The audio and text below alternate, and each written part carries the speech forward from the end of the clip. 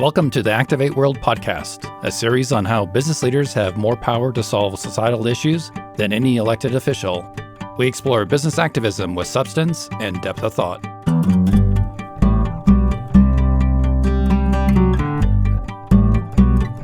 In our current podcast season, we're continuing to explore social movements and business change.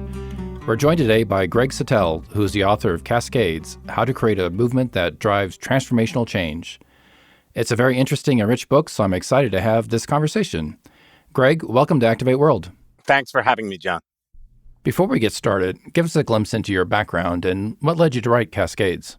You know, it's kind of a funny story. I found myself in 2004 in Kiev of Ukraine, of all places, and I was running a media company with a major news organization during what came to be known as the Orange Revolution, which was part of a series of color revolutions in Eastern Europe, which were these massive uprisings.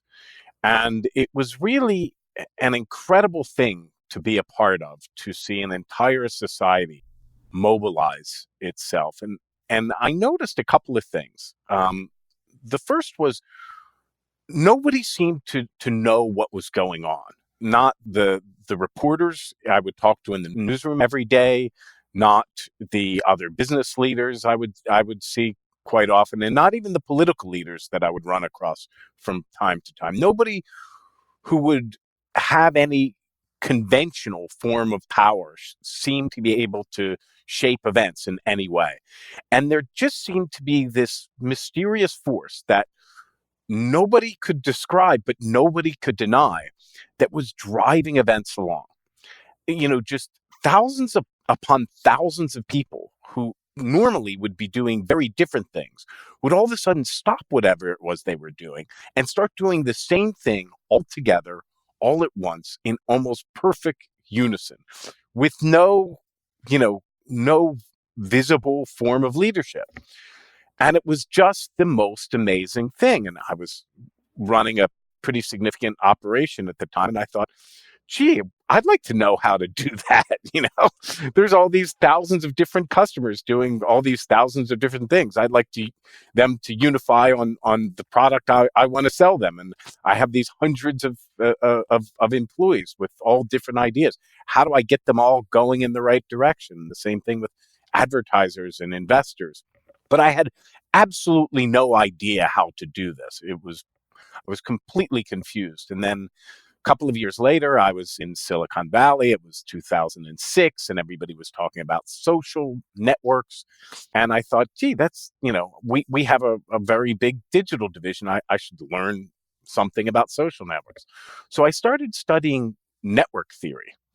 And what I found was a complete mathematical and scientific framework that described everything that happened in the Orange Revolution. And that thing where everybody starts doing the same thing all at once, there's a name for it. It's called a network cascade, or a viral cascade in a network. And that strange force, it's called, nonlinear dynamics. And so that's what hooked me. And so I started studying movements. I sought out other people who'd been involved in other revolutions. But then the most amazing part is when I started looking at corporate and organizational transformations, I found that the same principles that made social and political movements successful were also the same principles that made corporate and organizational transformations successful as well. And it just boggled my mind that there are, these three buckets of social activism, political activism, and corporate or organizational transformation. And we treat them as completely separate. But they're actually very, very similar and have a lot to teach each other. So I think a big part of what I wanted to achieve with Cascades was to create a common language for change, whether that change is something in your organization, your industry, your community, or throughout society as a whole. If you look at the example of the Parkland shooting, the youth drove gun conversations much differently than we're used to. In some cases, that sort of coherence of ideas seemed to come naturally. In my experience, it is not natural. I don't know what it is with the March for Our Lives, whether they had somebody coaching them or they were studying, but they were doing like everything right. If you look at, I think I tell the story in the book where my friend Sir Jaw went to to train the Occupy activists. And, he said, "What do you want to change?" And they said, "Oh, the banks are evil and the student loans are horrible," and on and on and on. He said, that's not a change. Those are grievances. And they never got beyond their grievances. Where the March for Our Lives kids, they were very, very careful to to put forward an affirmative action. They made change safe for everybody. They say, we respect the rights of gun owners. We understand why people want guns. Some of our families have guns. Another really, really important thing that they did is they reached out to institutions. A very, very common mistake among social activists is they seek to mobilize, and sometimes they can mobilize effectively, but to what purpose, right? You always need to be mobilizing somebody to influence something.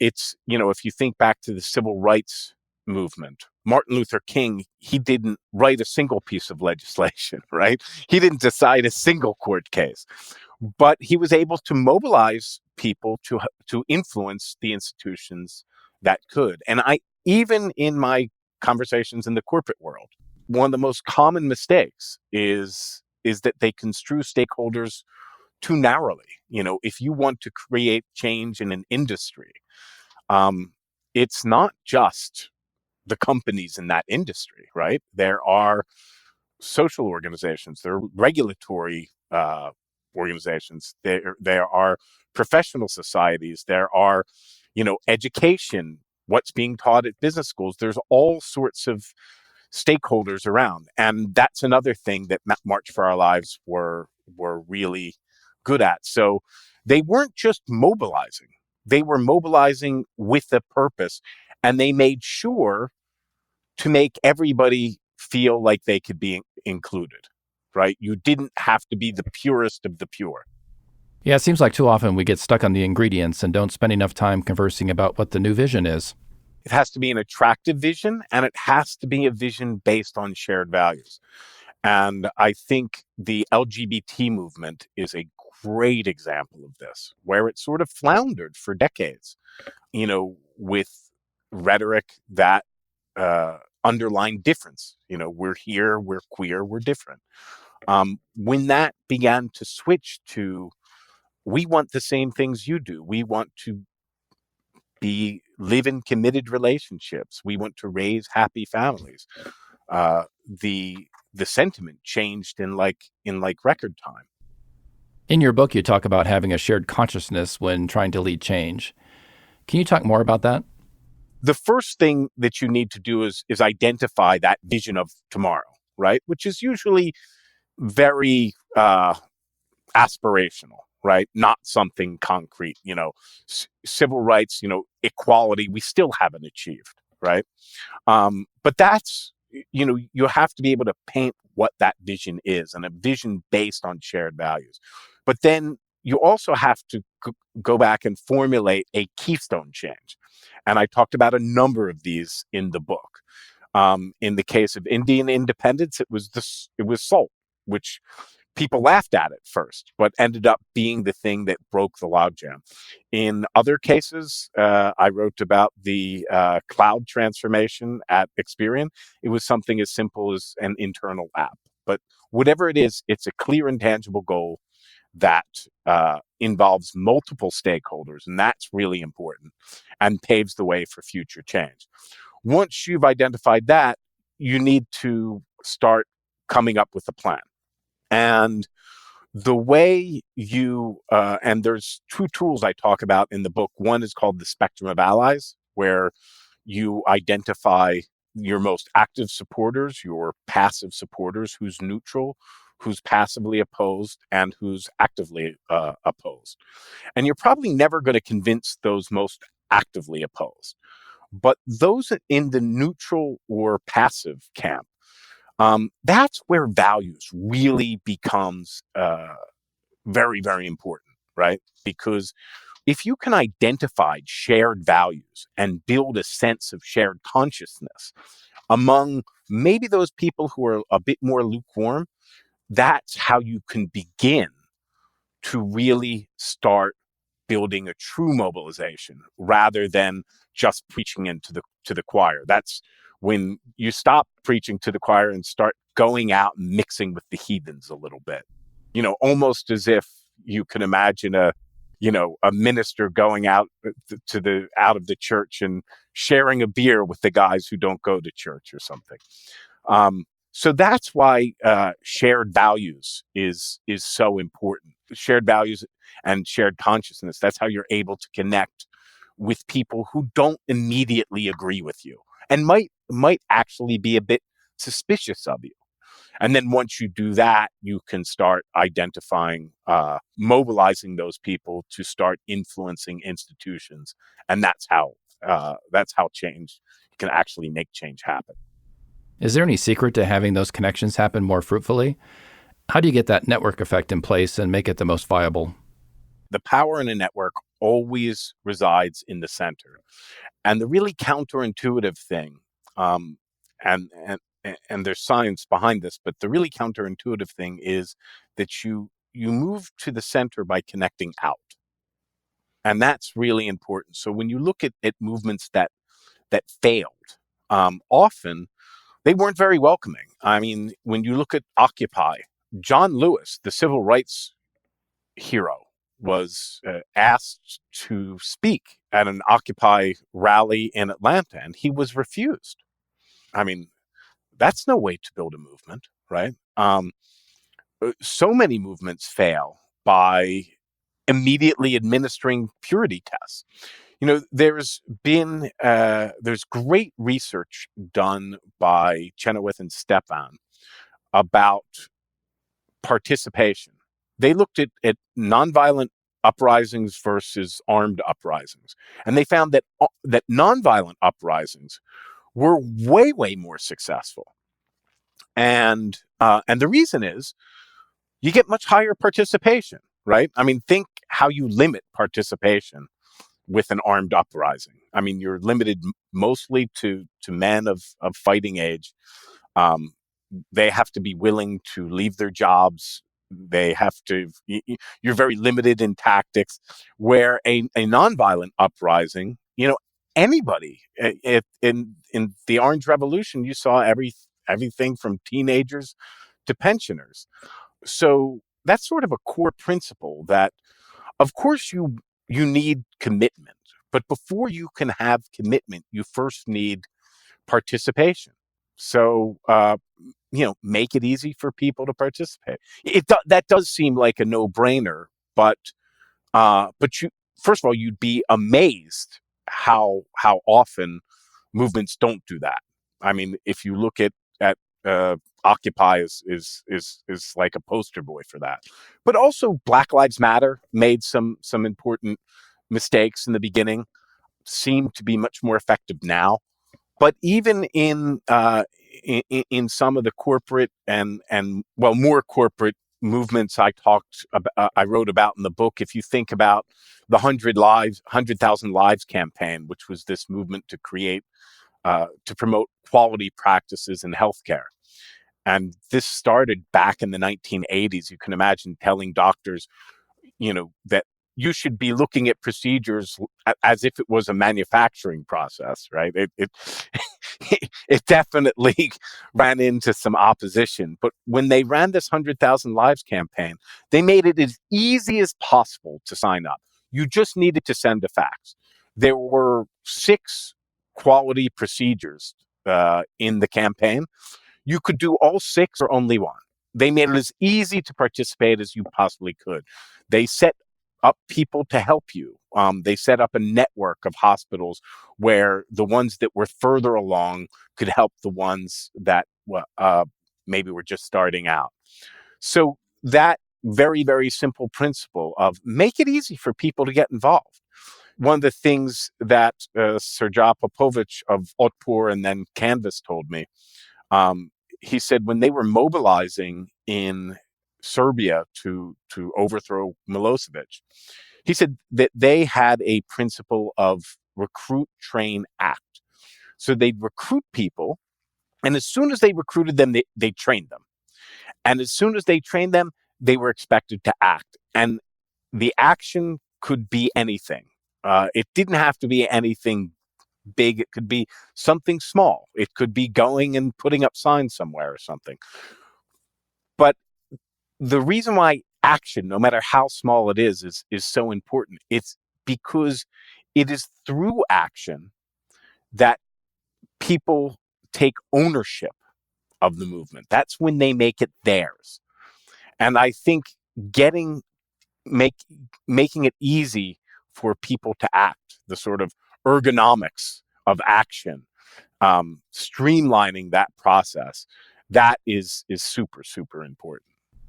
Another idea you talk about in the book is identifying a keystone change as the first major challenge of any movement. And until that challenge is met, the efforts could be in vain. How would you describe the importance of that keystone change idea? The most important thing about the Keystone Change is that you're drawing from multiple stakeholder groups, right? So one of the things, we've had this thing called change management, which has been around for 40 years and hasn't produced the best results. And one of the problems with change management is it doesn't deal explicitly with opposition, which I think that's one of the reasons I think this cascades framework works so much is a big advantage because it's based on social and political movements. The frameworks it's based on always assume opposition. But the second thing is they say that you need to create a sense of urgency around change, which means that, which usually means some massive campaign to get everybody involved. And that can be good for recruitment, but it also alerts your opposition that they better get started undermining what you're trying to do, or it might actually happen. So at the Keystone Change level, you don't want to have massive participation. You're still pretty early. You're still building links. What you do want to do, because in change management, they have something called a quick and easy win. A quick and easy win doesn't really mean anything unless you have multiple stakeholders involved. You can think about if it's a quick and easy win and the only people involved are like in the IT department, well, that's meaningless to everybody else. So, those three things, that it's clear and tangible, it involves multiple stakeholders, and that it paves the way for future change. So you're going to need some participation, but certainly not mass participation at that stage. So, what advice might you give to a CEO looking to be a force for good as they get started? So I think that you shouldn't get lost in thinking about what you should do or what actions you should take. You should go out and you should look at who you can empower, right? And how you can use your unique assets. I think it's nice that Dick's Sporting Goods made those changes, but you think about all the other things that they can do, through sponsoring gun safety. Not to jump back to IBM, but they do something called call for code, right? So they have this wonderful, decades long experience in the open source community. So they created this thing called Call for Code, where they pick a cause and they give prizes and give technical and managerial support to people in the open source community who can hack together solutions. So they're not trying to solve all those problems themselves, but they're saying, hey, we're a company, we have resources, we can empower others. And I think when you think about how you can empower others, I think that's A, you're going to be way, way more effective. B, you're going to be building the kinds of connections that help create movements. That goes back to the importance of networks and building those relationships and consciousness too, right? Absolutely. You're certainly signaling your values, right? And I just think that IBM example is just so good because they're signaling their values and in a way that's very, very credible, right? In the technology way. So I think so often corporate social responsibility, even though it is, I don't think it's dishonest. I think that they're truly trying to help, but it's out of context. It's not, a technology company that gives money to cancer or something like that. A soda company that gives money to homelessness, or I'm just making this stuff up. That doesn't really have a whole lot of relevance, and there's not a whole lot of credibility there. But then you see things like what Coca-Cola is doing with sustainability, right? I mean, that's an important thing to their business, right? And they have to do that, but they're also going out and sharing what they've learned, how to make their business more sustainable. Unilever's doing some great things in that direction, where they're not only trying to make their own company more sustainable, they're helping to empower others to do the same. So I think if there's one sort of keyword is empowerment. No matter what your organization is, you have a limited amount of resources, but the sort of multiplier effect of what you can use of using your resources to empower others, um, it, you know, can be an enormous thing, even if it's and not just a major corporation. If you're just a local business, and you have delivery trucks, um, there are organizations in your community you can help simply by allowing them to use your delivery trucks for a weekend event or something. It's not a huge thing, but it'll help somebody and it'll mean something to somebody. So, to wrap up, you've indicated that your book, Cascades, was in the works for a while, and not only is it a social movement story, but it's a personal one as well. How so? I spent 15 years running businesses in Eastern Europe, and the first 6 of them were in Poland, which was, until very recently, was an enormous success story. I was there from 97 to 2002-ish. And it was, it was, just going from success to success, from NATO ascension to EU ascension, 5-6% growth every year. So when I went to Ukraine, which had a lot more difficulty, and the Orange Revolution came, I was so inspired by it, and then to see it all go wrong, it was just heartbreaking. And then, of course, when Euromaidan happened, which was I was already back in the States, to see, to be watching CNN and see my old neighborhood, and there's where I used to meet friends for beer, and that's where I used to grab a coffee. That's where I used to, buy milk for my baby. It was just heartbreaking.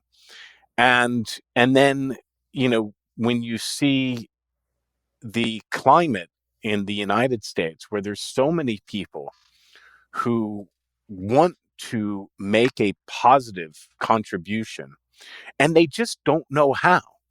So my hope is that Cascades can help people learn from some of the mistakes of me, my friends, some others, and maybe do a little better than we did, and make the world a little better place.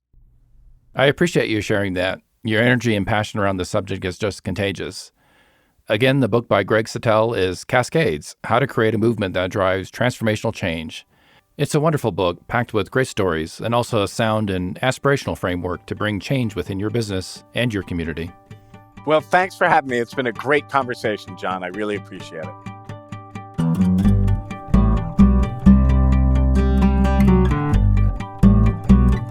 Activators, join the conversation in our Activate World LinkedIn group. We look forward to hearing your thoughts and perspectives.